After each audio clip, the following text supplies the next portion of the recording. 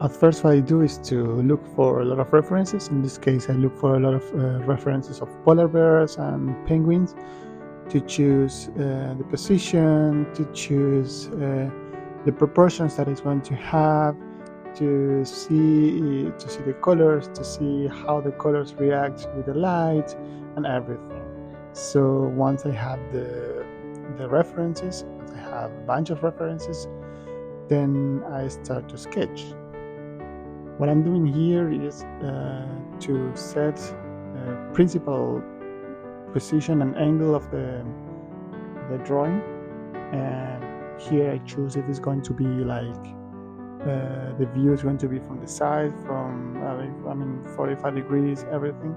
This is what I try to get with these first lines. Then I can modify it like a lot, and you will see.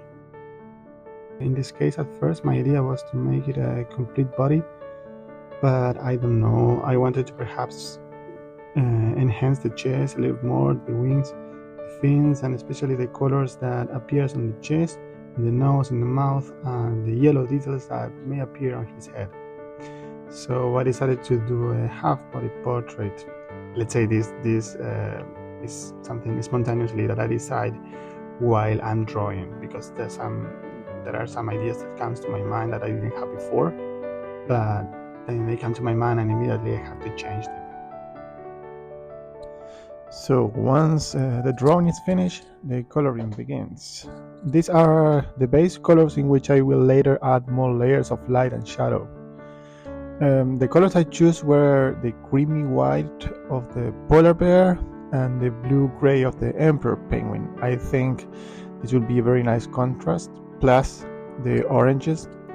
Personally, I really like the gray combined with the orange and yellow colors that it will going to have.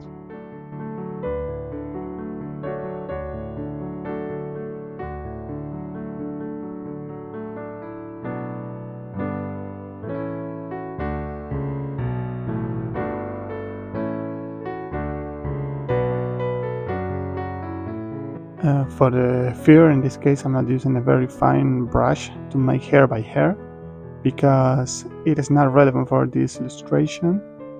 Simply what we have to do is emulate the fur, and I do it this way. I mark the shadows and the strands of hair in the directions I need to go. Once I have set the shadows and the forms of the strands and the direction of the strands, in the next step, I'll start adding the finer hairs. Now I'm placing the orange colors of the chest and some yellow highlights, and this is the detail that makes the illustration have personality.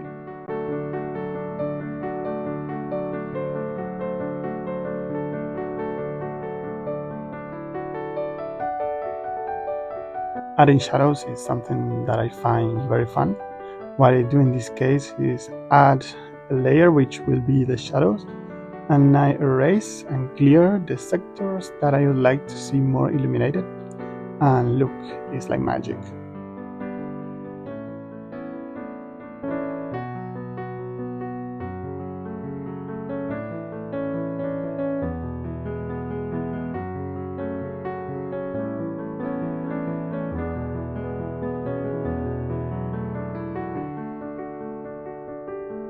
And here what I'm doing is starting to add the finer details.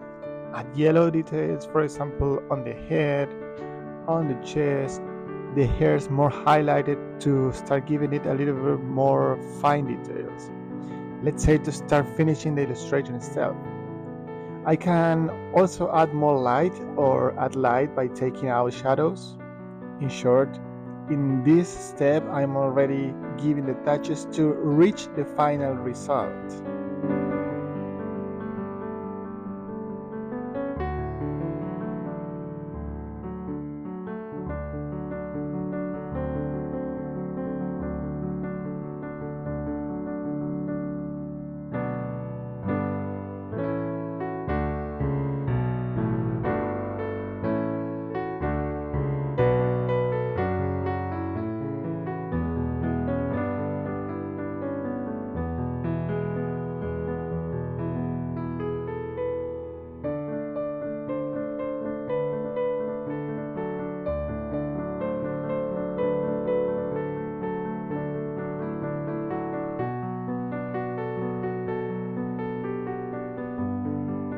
I like to do as well is to add this cool coloring light reflection to give it a little bit more volume.